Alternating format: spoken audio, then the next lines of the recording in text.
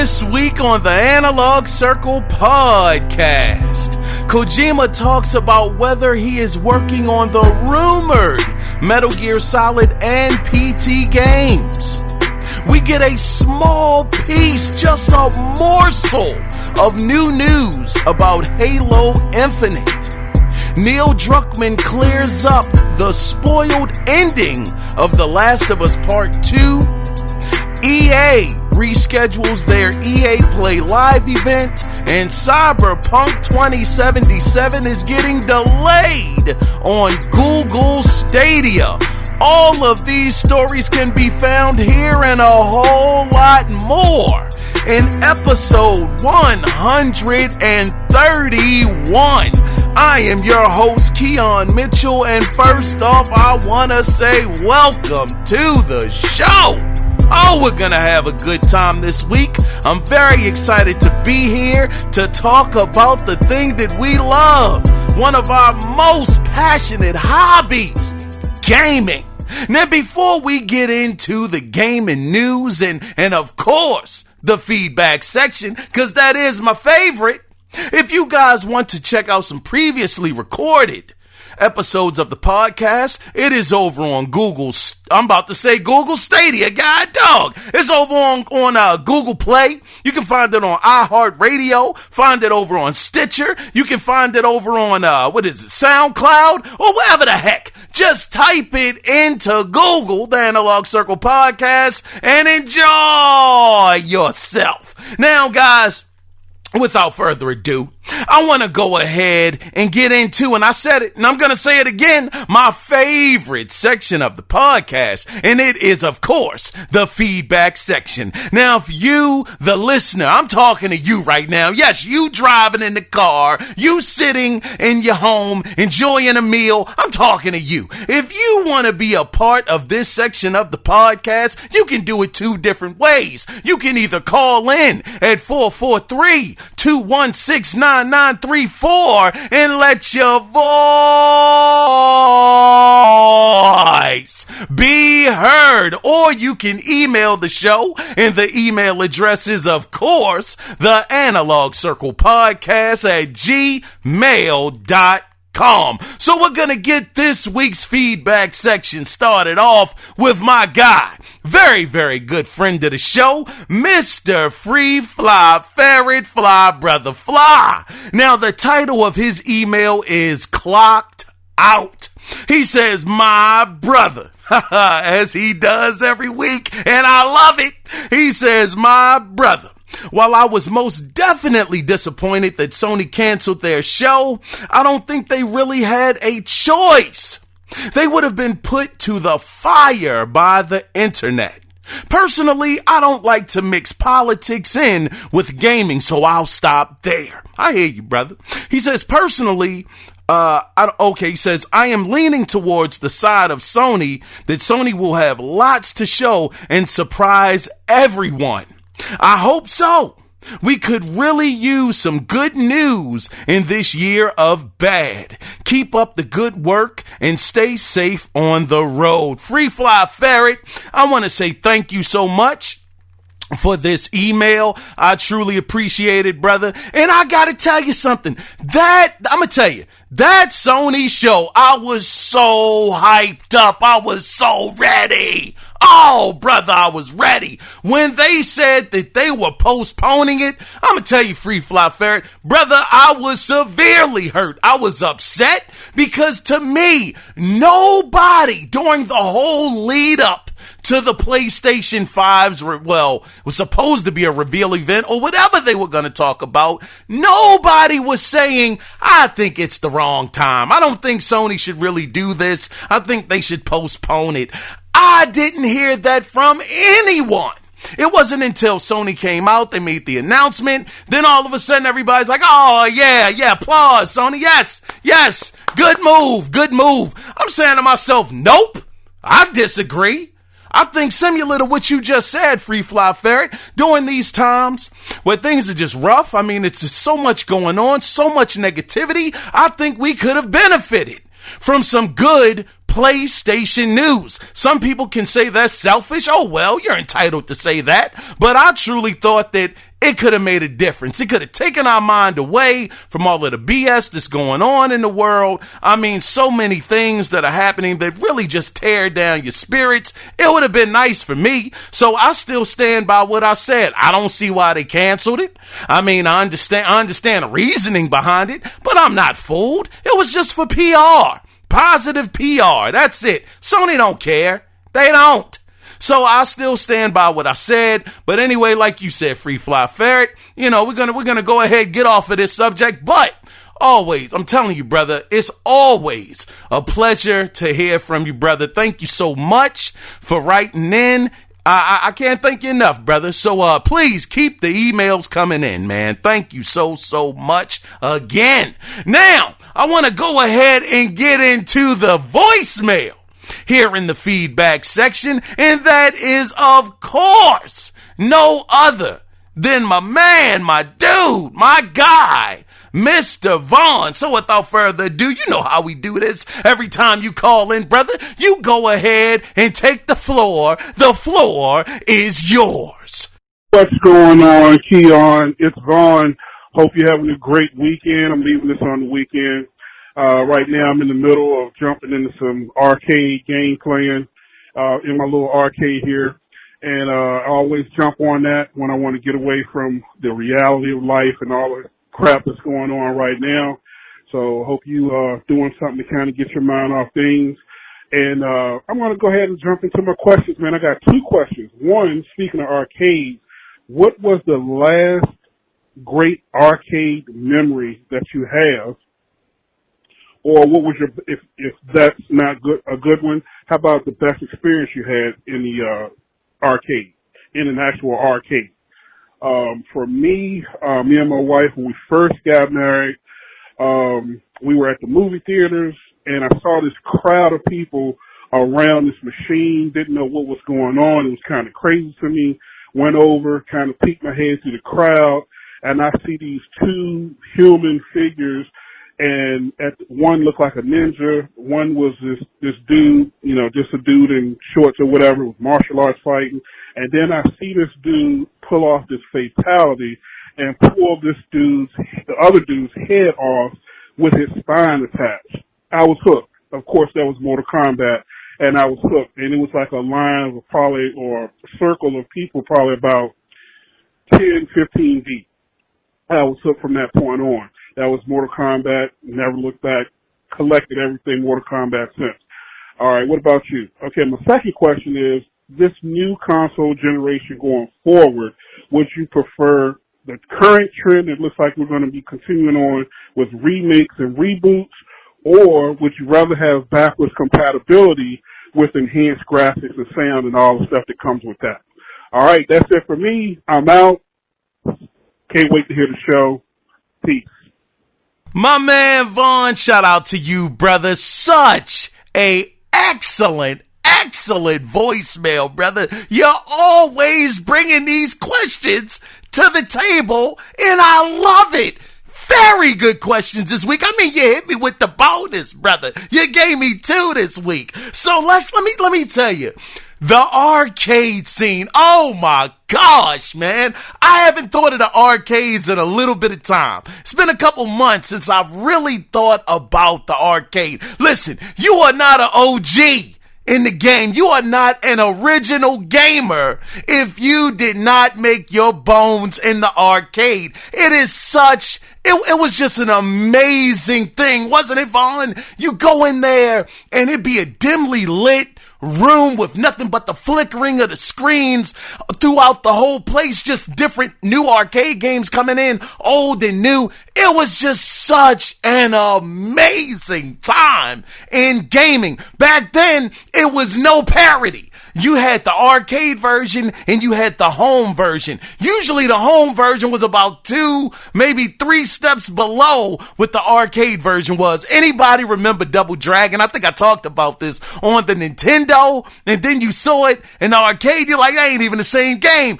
But Vaughn, I enjoy this question, brother. So the first thing you asked me was, what was one of my last favorite memories of being in the arcade? Brother, I'm going to tell you, me and my two best friends, Mark and Renard, shout out to them. Renard, it was just your birthday a couple days ago. Happy belated birthday to you again, brother. But yeah, those guys, I've been knowing them for almost 30 years. You know, that basically day one dudes for me. Day ones, man. And we used to go out to this place out in White Marsh. If anybody's from Maryland, you know, White Marsh, they used to have the White Marsh Mall. They had a huge arcade downstairs, and we would go there and we were playing Daytona 500. It was Daytona USA, the Sega Daytona game. And there was a couple of girls around, brother. We had our teenage years having a good time, you know, driving, trying to get the number one spot, trying to act like, you know, we know what we doing, you know, to impress the ladies, brother. So we in there driving, and I mean, man, I was never a big driving fan, but you know, as a kid, you know, you trying to have the girls looking at you or whatever. I said, man, it's time for competition, brother. I'm jumping in the cockpit. Let's go ahead and go. So I remember we were racing, and man, I was hitting gears because my buddy Mark, he always drove manually. And most of the time, since I wasn't a car guy, I would go ahead and just opt to have it on automatic. And he was like, oh, I see you going to cop out, huh? You going to just use the regular automatic instead of using the stick shift. And I was like, man, you know the girls there. I'm like, nah, brother, I wasn't going to do that. So I remember we were racing. It was just such a good time, just intense, doggone, a rivalry going on with the game. And eventually, hey, brother, when it was over, trust me, bro, I lost. No, I ain't get the W on that one, brother. But it was that was one of the last times we actually went to the arcade together. So it was just such a great send-off, because by that time, the PlayStation had just hit, I believe, and then games were starting to become arcade perfect. So it was really no reason to go to the arcade to get that experience that you couldn't get at home. So because that was one of the last times I was actually there with my buddies, it wasn't really about the girls. It was just an added bonus that just added to the fuel of wanting to win. But it was more so just being in there with my two buddies, man, and just being able to experience that, and that being one of the last times we actually were in the arcade together. The second memory that I have, and me and them brothers, we still tight as thieves to this day. Definitely day ones, man. 30 plus years in with each other. But the second I would say good memory that I had in the arcade, and it actually kind of links up with the arcade versions actually coming home, was with Tekken. When I saw Tekken for the first time, Vaughn, oh my gosh, I thought Virtual Fighter was something amazing. Tekken was just on a whole nother level. And I remember I was in the arcade. I was at Security Square Mall during that one. And when I saw Tekken for the first time, that was another place. I used to love Security Square Mall. If anybody is from the Baltimore area, y'all know exactly the mall I'm talking about. It's nowhere near as dope as it was back in the 90s, but it is what it is, man. But I remember Tekken, going in there, seeing that game, seeing King fighting against, I think it was Paul, was the other character's name. And I was like, dang, this is amazing. So when I went from the arcade, it was an EB that was on the other side of the arcade. You had to walk up past the water fountain or whatever, and the EB was at the other side of the mall. So I remember going into the EB, and of course the PlayStation wasn't out back then. It didn't come out yet, but it was a buzz about it. You know, this new system is coming out by Sony. Nobody was taking it super seriously. I was like, that could be cool, but Sony though, I don't know about them. But I remember they had this magazine. It was called Game Fan. And I remembered it had Tekken in there. And then at the top, you remember how I used to give you the descriptions, you know, TBD and all of that stuff. And it would tell you when the games were coming out, the little panel at the top of the magazine. Y'all cats that read the magazines know what I'm talking about. I remember just sifting through the pages, and they showed Tekken. They had pictures of Tekken, and it had it coming out for the PlayStation. I said, this can't be real.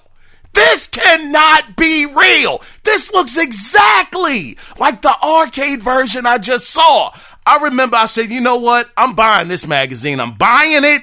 I'm going to take it home and I'm going to read it. And it was like, that was just the moment, just that oh shucks moment. We have finally got to the point where games that were in the arcade can now be fully experienced at home. We had a few of them here and there. Street Fighter 2 was one that was arcade perfect pretty much on the Super Nintendo, but there were still games out there that you couldn't get that full-fledged arcade experience from until, I would say, the Sega Saturn came out and the PlayStation came out. After that, it was over. It was over. I think that's what really killed the arcades here in America, where it was no reason to go to them anymore because that cloud, that pipe dream of actually having an arcade perfect game at home had finally become a reality. So those were like two of my favorite arcade memories for me. Was, like I said, hanging out with my friends and then finally seeing that transition from the arcade experience to it literally being brought to the home console in its full glory. Now, the other thing I would say too, Vaughn, you had asked me, what would I prefer? Man, that just took me down the road, brother. I had to talk about that for a minute. But the second question you had for me was, what do I prefer, the remakes and reboots, or would I rather have backwards compatibility with enhanced graphics and sound? That's just another great question, brother. Listen, man. God, dog, that's a tough one. That is so tough. Because here we are, we're starting to get into uncharted territory on the console side. We know PCs, they've been able to experience playing an old game. They got the newest RTX or, 1080 or 2080 or whatever video card or graphics card you need. They would automatically get the graphic updates or upgrades or whatever. But on the console, this is a brand new concept that we've never seen before, not to this level. So to say which one would I prefer, God, dog, that's hard. I would say, oh man, the backwards compatibility, having it enhanced, that's just dope. Just off the rip, because you don't have to worry about spending any extra money. The game is there. It's already in your library. No extra money is needed. But then you have the remakes, right, Vaughn? You take something like Final Fantasy VII's remake. God, dog, it is no way on earth you could ever get a Final Fantasy VII that looks like that remake, no matter how many enhancements, HDR, 60 frames per second. The original Final Fantasy VII would never look that good. So I would say I would have to take it by case basis, Vaughn. I would have to say, if a game is like way older, we're talking like 15, 20 years old, then I'm going to prefer a remake. Hands down, brother, because they'll be able to do things with the remake that they would never be able to dream to do with it just being enhanced. But if it's a game that's come out, I don't know, like in the last 5 or 7 years, somewhere around there, then I would take the enhanced graphics and, having an HDR, the 60 frames per second, possibly 120, depending on what kind of game it is. I would prefer that. So I know that's not a clear-cut answer, Vaughn, but like I said, it would just depend on how old the game is. That would depend on which side of the fence I would swing over, But Vaughn, this was such a great question, brother. 2, 3 great questions this week. I can't thank you enough for them. You took me down a trip into the arcade valleys, brother. And remember, if you wasn't part of the arcade scene, you're not an OG. You're not. You gotta work at it. Keep on working. You're gonna get there.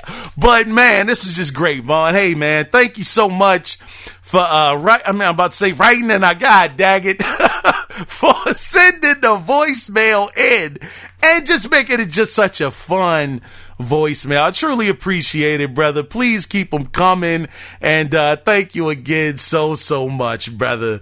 Now, guys, I gotta tell y'all, feedback section was dope. Y'all don't understand. It really gets me excited to hear from you guys. I honestly mean it. It's great. Thank you, Free Fly Ferret, for writing in. Thank you so much. And to you, Vaughn, thank you for calling in, brother. I appreciate you, brother, so much. But, moving on into the next section of the podcast. What have I been playing? Oh my gosh, man. I gotta make a confession. God, dog, man. And this ain't an easy confession to make. I've been playing Control, right? That's not the confession. Control, that game is pretty good, man. I didn't understand how the world that got Game of the Year. I was like, good grief. It must have been a slow, bad year in order for Control to get it. But after I've been playing it, God, dog, that game is I mean, look, listen, don't judge Control off of, Quantum Break. Nah, man, they made some really good enhancements with Control. I mean, that gunplay is smooth. The frame rate, I'm sure it's at 30 frames per second, but it feels good. Graphically, the game looks good. So far, the story has been very interesting. Having a live, I don't want to ruin it for anybody that hasn't played it, but that game has been a lot of fun so far. I've been loving the physics in the game are really good too. You like do your powers like towards, let's just say it's a bookshelf or something. You start seeing papers flying out. I mean, you hit up against, objects and it actually has like the weight will shift or they'll fall over. Game is really, really good. I would definitely recommend it. But the game that I have to, oh man, I gotta eat a little bit of crow on, man. This is a lot of crow. Man, I went out there and I bought Death Stranding. God darn. It was on sale on the PlayStation Store for $31. 31 bucks. And it came with so much DLC. I think the game would have cost $80 if you had bought it with all of the items and things that it came with. A behind the scenes look at how the game was made. Just so many masks and all this other stuff. So I was like, you know what? 31 bucks. I pay that just for a meal for myself. So, I mean, how bad could it be? $31, fine. I'll go ahead and put the money up for it. And I'm going to tell you, I played that game. Oh, man. You guys know I said, man, this game is probably whack. But I did say if it came down to 30 bucks, I would probably give it a shot. I ain't going to lie, man. Short answer. Man, that game is actually kind of fun. I can't believe I'm saying this stuff. God darn. I was roasting people in my mind saying, come on, you gotta be lying. You gotta be doing this because it's Kojima's name on the game. There's no way this game could be that good. You're walking around. What are you doing? Man, it's a game. God darn. I feel ashamed.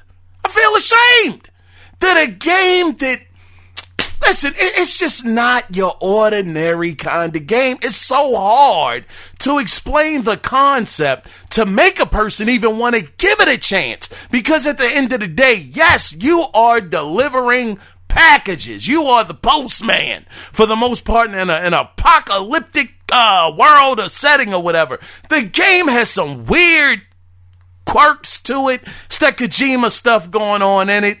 But it's the story, man. I'm just sitting there. I'm playing the game. You got to balance the packages on your back.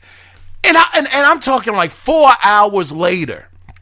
I mean, and those hours, they were clicking by for me, man. It wasn't like I was sitting there and I'm like, oh my gosh, this is ridiculous. I was actually engaged in this freaking game, man. I couldn't believe it. The game so far, like, keep in mind, like I said, I'm roughly about 5 hours in so far, and I have been enjoying it. Now, who knows? As I progress and things change and it starts to become more and more repetitive, who knows? Maybe I'll change my stance. But so far, man, god darn, this game has been good so far. For $30 with all of the DLC that it comes with, I think it's a deal. I think it's a bargain for what I've been playing so far. And my gosh, it just, goodness, having to eat that crow right there off of this game that I said it's no way it can be that good. People are lying about it. It's a little humbling, brothers. But outside of that, that's about all I've been into this week. Can't wait to get back into Death Stranding. The game is, that game's kind of dope, man. But anyway, without further ado, guys, let's go ahead and get into what we all come here for, and that is the gaming news that went down. So let's start things off. Since I was just talking about his game, let's start it off with Hideo Kojima. Now, he sat down with Live Door News, where they asked him, how did Death Stranding perform from a sales perspective? And he said, and I quote, "We surpassed the amount we needed to make a profit, so I think it sold well enough to be called a success. Recoupment of development costs included." End of quote. Now, Kojima was asked, was he working on anything, where he said, and I quote, "I can't say anything since it's still in the planning stages, but we're doing various work behind the scenes. Just recently, a big project fell apart, so I am a bit upset about that." Well, that sort of thing happens often in the industry, and end of quote. And when he was asked about the rumors about him working on Metal Gear Solid or PT, Kojima said, and I quote again, "That's completely false. I haven't heard anything about it, at least. No, I haven't heard anything about it, at least." And he laughed. End of quote. So it looks like no Metal Gear Solid, no PT will be in the hands of Kojima, it seems like at any time, because he hasn't heard anything about it. So that kind of puts those rumors to bed, and I don't know why anybody would think Konami, the company that he was with pretty much his whole career, and we know the kind of fallout they had with each other.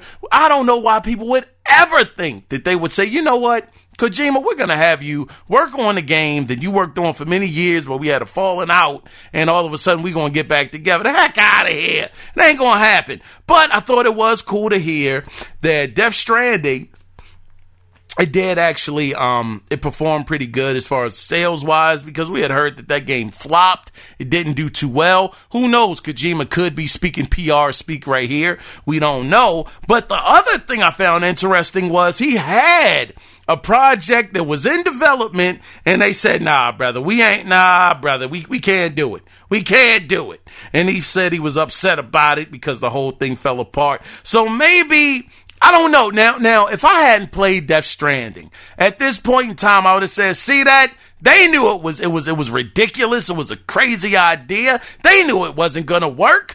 But I don't know, man. I'm looking at Death Stranding a little differently. Like, dang, it's a nice change of pace in gaming. So, I mean, maybe we know Kojima, he just goes out there so far. He needs to have somebody, like I've said time and time again, rein him back in. So even though that project fell through, looks like he's working on something else, and maybe eventually we'll hear something about that. Now let's go ahead and move into the next story. Now this has to be the most disappointing news of the week. So let's go ahead and talk about it. Let's talk about Sega. Now it's like I said, brothers and sisters, temper expectations, because the news we got was not, quote, revolutionary like that guy had made it out to be. It was nowhere close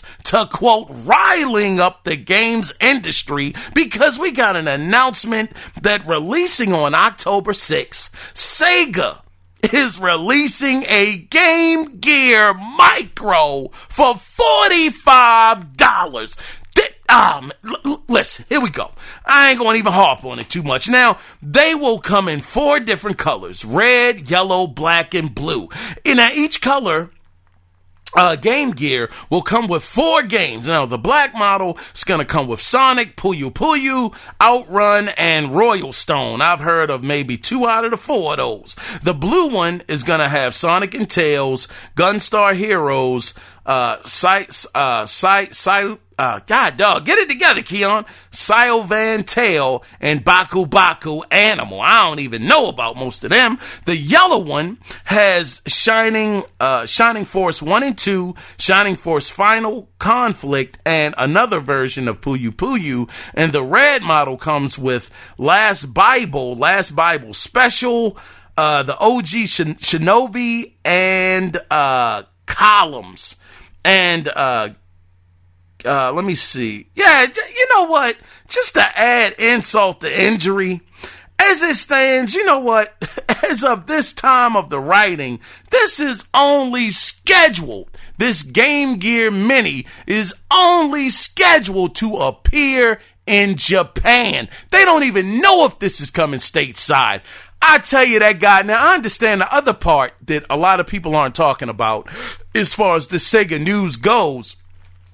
It was also said that Sega, now I forgot the name of this technology that they're going to be using to access arcade machines over in Japan, where they'll be able to kind of have it set up kind of as I guess the only thing I can compare it to is maybe Xbox, the cloud service that Xbox has. They were saying that they're going to be using some kind of technology. It's not called cloud, though. It's some other slick word they used, and it's going to basically have the arcade machines be able to be used when the arcades are closed over there in Japan, so people can enjoy gaming experiences at home. Now, once again, that is over there. We're not getting that here in the States. The only place I know that has arcade machines here is Dave & Buster's, man. That's about it. So this whole news story that this guy, he pumped up and he hyped it up, talking about this is on the levels of PlayStation 5 when Mark Cerny was talking to Wired Magazine about the some of the features of the console. Man, you lied to us, brother. And I figured everybody talking about the Dreamcast X or whatever. I'm like, man, brother, whoa. I don't think that's going to happen. And of course, Sega did not let us, well, they did let us down, but as far as expectations went, they ain't let me down. This was bad, though. This was really bad. God darn. And you gotta buy 4 of them to get the whole complete set again. Come on, Sega. Come on. You are better than this. God darn. Or maybe you're not. I don't know. Let's go ahead and move on into the next story. Now, I do want to shout out Sony for matching donations given by their employees to help aid protesters and other pro-black organizations. And shout out to Naughty Dog for actually getting that ball rolling. I want to let you guys know, definitely, this was a good look. You know, Sony, they canceled the show because of everything that was going on, the injustices here in the States, and it was just great to see them come out and do this. Now, the thing that I hope all of these companies that are putting hashtag Black Lives Matter up on their Twitter, Facebook, wherever the heck it is, it's cool to say something, but it's all about action. I mean, right now, it's the cool thing to say. It's the cool thing to be down with the movement and all of that, and I get it. But for me, I'm looking for action. It would be great to see these companies actually change and give more people of color more representation in gaming, and not just in the games themselves, but actually having people of color sit at the table, sit at the boardroom meetings, and really give their input on things that could help push things forward and having things be equal, having equality across the board. Now, let's go ahead and move on into the next story. Now, so you guys remember that partnership between Microsoft and Samsung, right? So we all knew that because of this partnership, more than likely Game Pass would be on all Samsung phones. I don't think that's too far out there to think that. I thought that they would take advantage of the service, but now we are getting word that this could go past just phones, but could actually extend to Samsung TVs, because Samsung has this new service called Samsung Access for TV, and one of the services they mentioned was Game Pass Ultimate. Now, if you go to Samsung's website, you can see it for yourself, and it does say that the service will cost $120 a year. This is an angle I did not see Microsoft going in. When they mentioned Samsung, I was just so short-sighted on the whole situation. I automatically went to, it's phones. Dope. That's awesome. That goes in great contrast with xCloud. It's going to be wonderful. It's going to be a match made.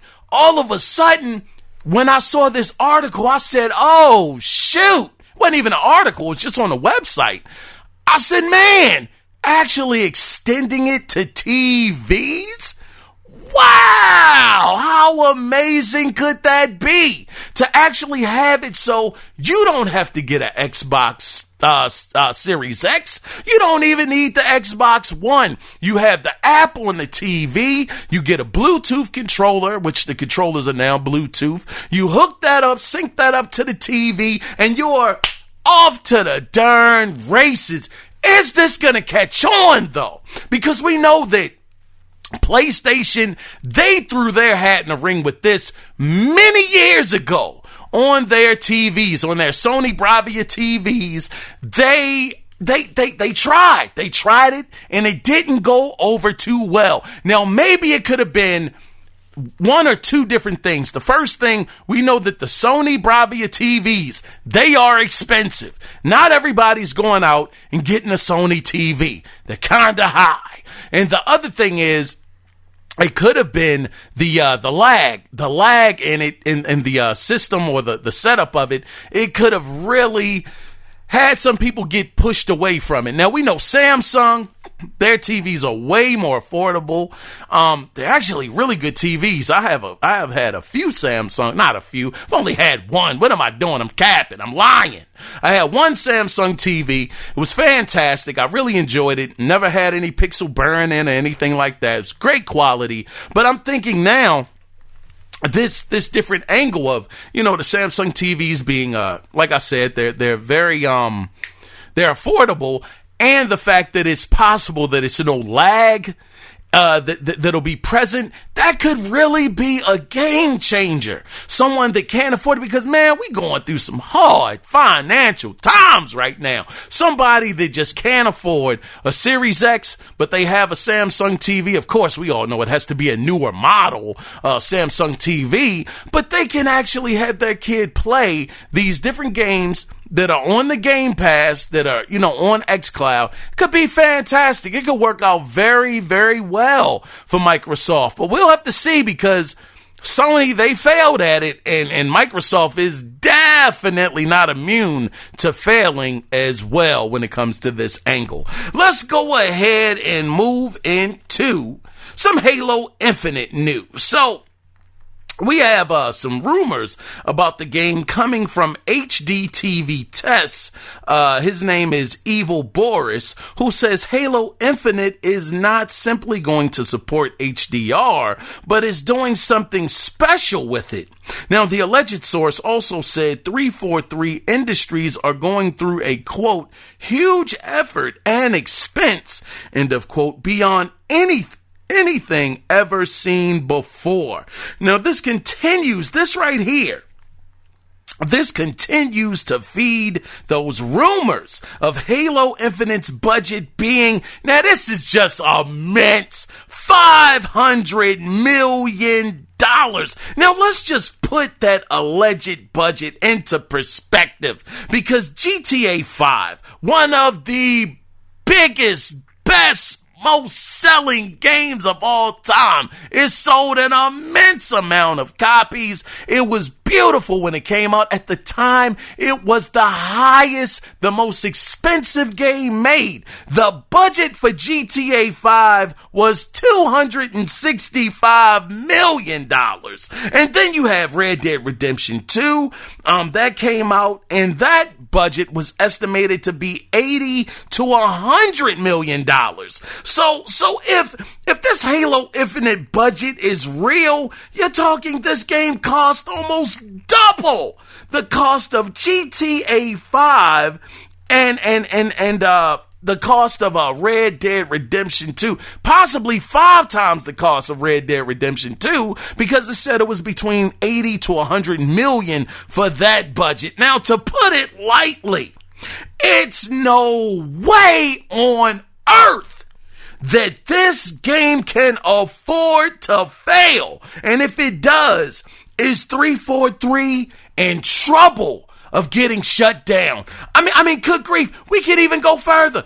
God of War, that budget, that masterpiece, game of the generation, if you ask me. God of War got it hands down. That game's budget was roughly estimated to be $200 million. So you're talking about Halo Infinite with a $500 million budget? If that is true, hey, 343, you have not a single morsel of an excuse not to make a grade A top 10 scoring game of all time. $500 million, that is a crap ton of money.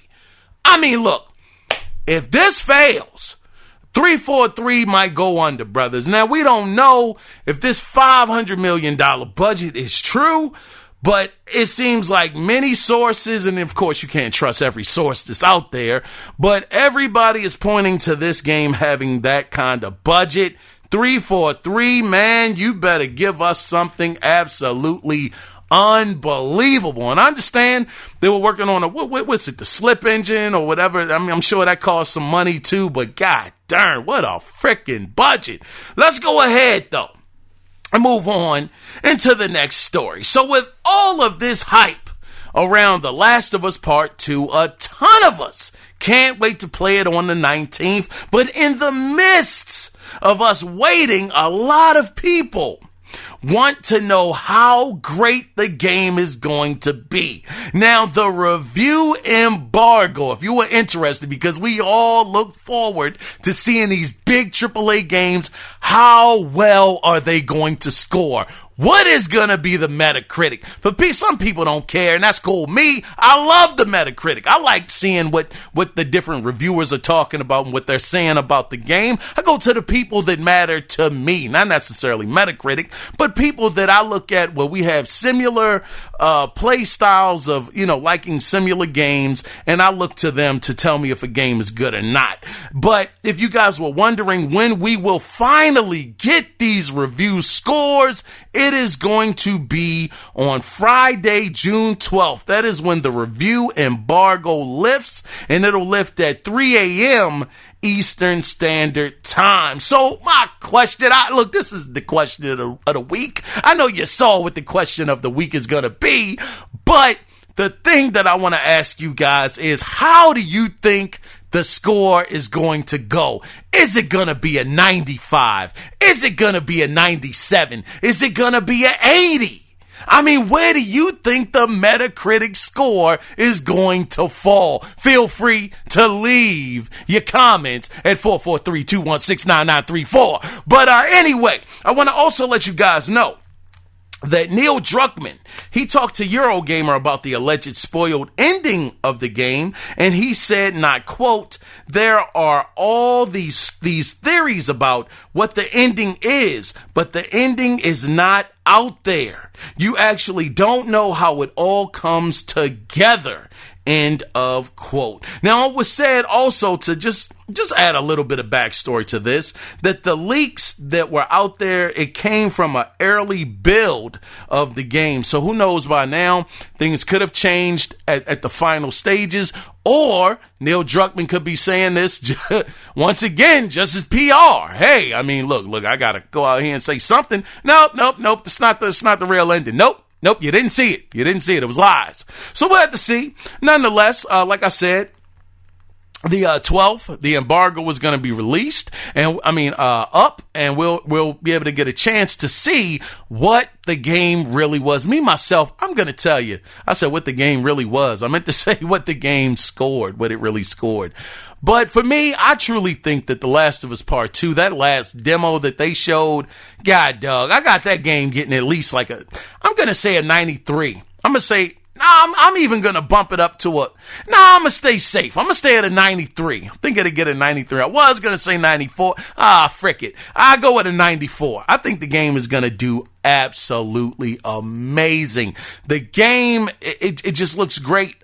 Just grade A gaming entertainment. I can't wait to get my hands on it and, just play it and really experience it. But let's go ahead and get into some EA news. Now, EA Play has been rescheduled. Now, here is the direct quote from the official Electronic Arts Twitter. It says, with the important conversations taking place and important voices being heard around the world right now, we're moving our time to come together and play. We'll see you at EA Play Live 2020 on June 18th at 7 p.m. Eastern Standard Time. So this is the question for you guys. I got a lot of questions this week. Could this event be the one where EA, and now hear me out, y'all, EA announces the alleged Mass Effect Trilogy remake? Could it happen? I'm never that excited about the EA plays. They have a few games that I mess with here and there, but for me, they've been talking about these remasters or remakes of these different games. They're on record saying that some of these are coming. Something is coming down the pipe. Me personally, is like I've said before, as much as I enjoyed Mass Effect, and I know that is the popular game that everybody wants to see get remade or remastered, whatever the case may be, I want Dead Space. Dead Space to me was just so awesome. And I know people didn't like the third one. They thought it was too action-based. I absolutely loved it. I couldn't get enough of it. It was just such a great experience. I want to see Dead Space, that trilogy come back. If Mass Effect comes back too, and a trilogy remastered or remake form, I'll be happy too. But man, I'm really rooting for Dead Space, but we'll have to see. It's going to be a great time. I hope they have some big announcements, and we'll see what happens when that event comes. But let's get into the next story. So we all know Sony postponed the PlayStation event. Oh man, I was hurt. I was hot too. But they postponed the PlayStation event taking place. It was supposed to have been on June 4th. Well, since then we got another statement from Sony which says, and I quote, "This event has been postponed. We'll be in touch with a new date soon." End of quote. Now, when they said this initially, last week, I think it was Tuesday or Monday, I was reading it off. They just said they didn't even give a date. They were just like, look, it's postponed. Yeah, we'll see y'all later. And now at least they're saying that they're going to tell us something soon, I'm hoping. But it is a rumor that is going around, and it was actually a Twitter user who goes by Verdict 4489, he shared a post that says, and I quote, "The company to officially present console and its first games is Friday the 12th June, I guess Friday, June 12th. Now, the post also said that the info obtained came from here we go, a quote, a source in close contact with the Sony PlayStation marketing department. So that's the new rumor. The 12th, we're going to see the PlayStation 5 reveal event. This is Monday. I'm actually recording this right now, and it is like in the middle of the day, and I still haven't seen anything come down the pipe yet. So who knows? I wouldn't hold my breath on this date being true, but that is the rumor. Friday, June 12th, we will be getting the PlayStation reveal event, which would be very, very interesting because that's the same day, like we just talked about a couple of minutes ago. That's when the Last of Us 2 review embargo is up. So we'll see though. But let's take a ride. We're going to take a ride, guys, down good old Rumor Boulevard. Now, this is going to be concerning Nintendo because according to Hot Girl Video 69, yeah, I ain't making this up, brother. That is that lady's name. Hot Girl Video 69. Oh, man, I wonder what she's doing. She actually has a pretty good track record, though, where she revealed Nintendo's March Direct, as well as letting people know E3 2020 was canceled. So, Hot Girl said, and I quote, man, pardon me, man. I just had to laugh, man. God dog, Hot Girl. Well, anyway, she said, and I quote, I lost the quote, god darn it. Okay, it is. Says, unless this weekend goes totally insane, which I'm betting it will, it would probably be enough time for hashtag Nintendo to begin discussing things they've been holding on to Monday, but maybe that also depends on the state of the world. There were so many things I was told were a sure bet for the last couple weeks, and the obvious awful situation has definitely seemed to have had an impact. End of quote. Now, at first, I was saying, man, who knows if she's a very reliable source. But let me tell you, brothers, man, yeah. She knows a couple of people. I mean, she says she got a couple clients, man. A few people that work over at Nintendo, some people working over at Sony, some people working over on Microsoft side, the Xbox department.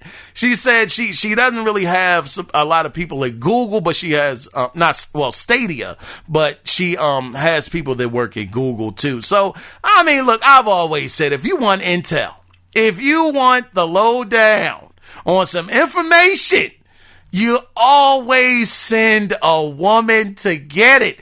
They can get the information that most of us guys, we can only dream of. Because usually it's a guy involved. They talk to them. They butter them up, make them feel like they're so important, so great. All of a sudden, they just start spilling the beans on everything. So I actually believe that it's a good possibility. Like she said, hey, something was supposed to pop today on Monday because she thought that enough time had already went past. But it is possible that because of the many events that are going on, the protests that are happening, maybe Nintendo, they're kind of sitting back saying we want to wait till the coast is clear. And then we'll pop out there with our message and let people know what it is. But as it stands right now, like I said, it's Monday. I'm recording this and I have heard nothing. So maybe that information is a little further down the line than where she thought it would be at right now. But anyway, let's go ahead and move on into the next story. And also I want to say, anyway, let's go ahead and move on. So let's talk about some unfortunate Stadia news. Oh, it gets bad. So here is the statement from CD Projekt Red, who says, and I quote, Cyberpunk 2077 will be released on 17th September 2020 for the PC, Xbox One, and PlayStation 4.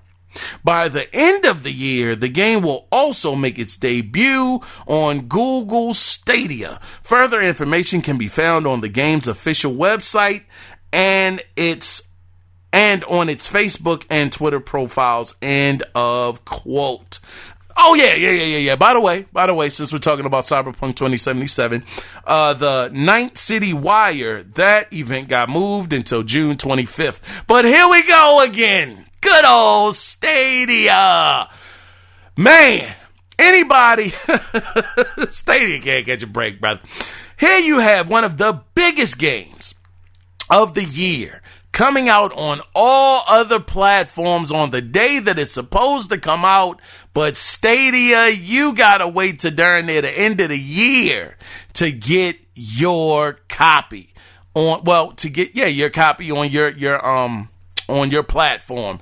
These are the things that Stadia can't afford. And who knows? Are they making it difficult for CD Projekt Red? Is the money right over there on Stadia where they're giving a decent percentage for having the game on there? I mean, I don't know what's going on over on Stadia, but I do know one thing. This does not look good.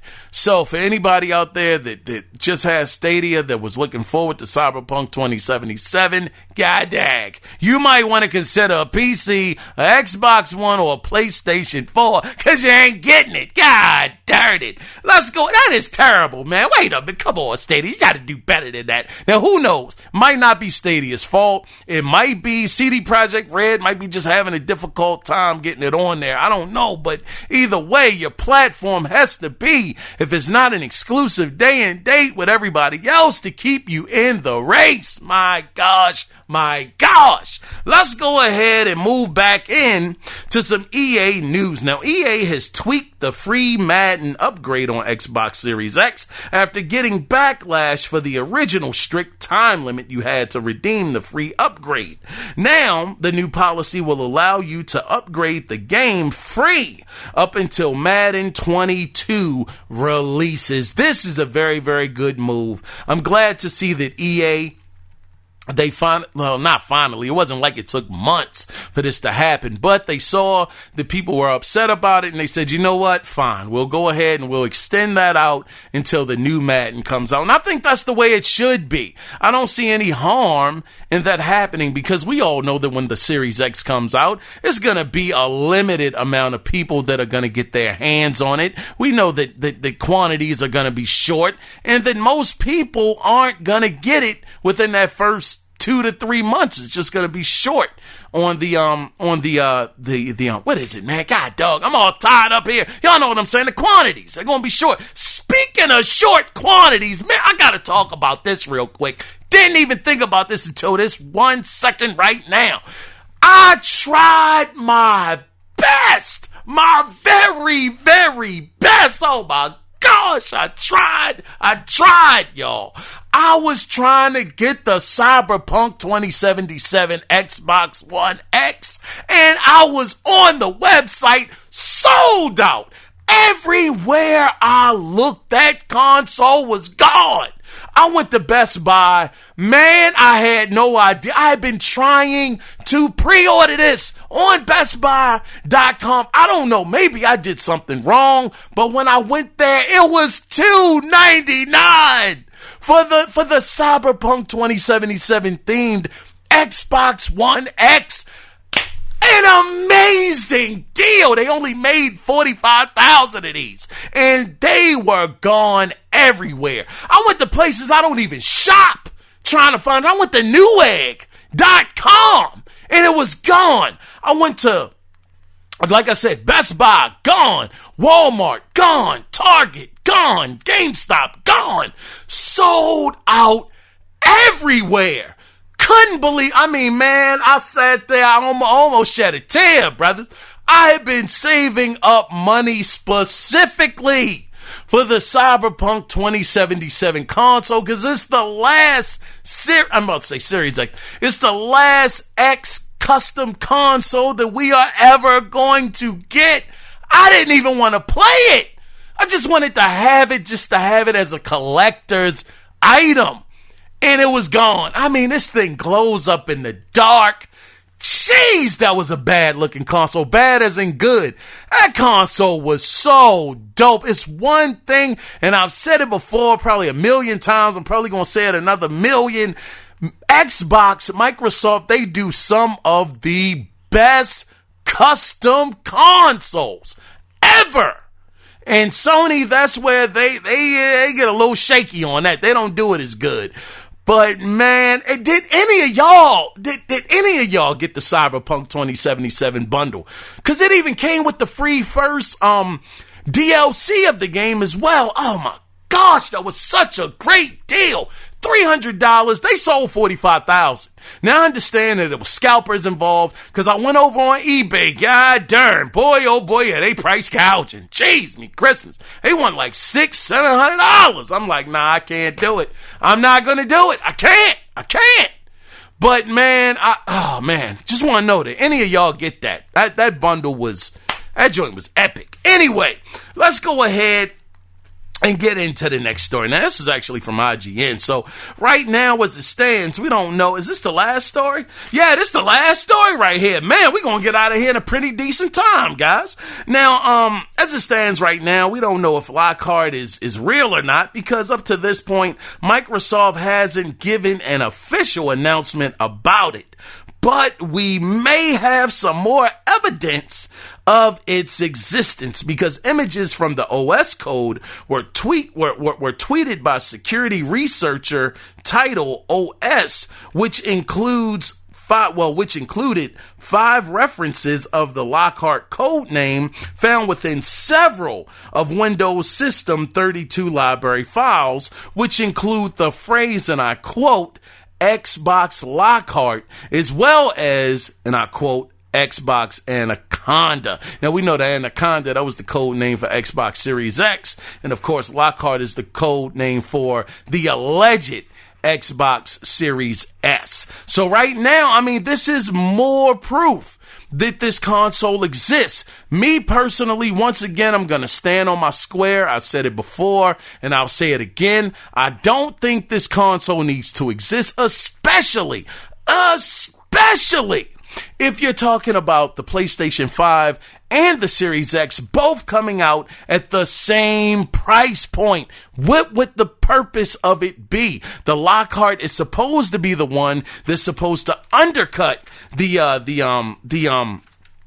competition. But if there's no price to undercut the competition, well, I get that doesn't make sense. Hold on, let me slow down. See what happens with me, guys. I start talking, rambling, and I'm not really catching up with my thoughts. Let me go ahead and take a back seat for a second. I would say this, the Lockhart, I don't know how would you bring that out to the masses? What would be your marketing scheme for something like that? I mean, is it going to we know it's not going to do games in 4K. Will they have it just advertised as you get 60 to 120 frames per second? You get the SSD. I don't know. Anyway, man, look, I'm not going into this. Right now, it looks like it exists, but until Microsoft actually comes out and tells us it exists and gives a price point, right now, it's unicorns. It's made up. So anyway, god darn, that is the end of the gaming news this week. Jeez, man, Christmas. Guys, let's go ahead, man. Let's get into the final section of the podcast. Hold on, man. Let me take a sip of this water. God dog, give me a second, guys. Oh, man, I needed that. Now, the question of the week. Let's go ahead and get into this because this is very interesting. I know y'all saw it already, but I want to go ahead and I want to read the statement to y'all. So, PlayStation CEO Jim Ryan, he sat down with GameIndustry.biz to talk about how much next generation games will cost to make. And I quote, this is what he said.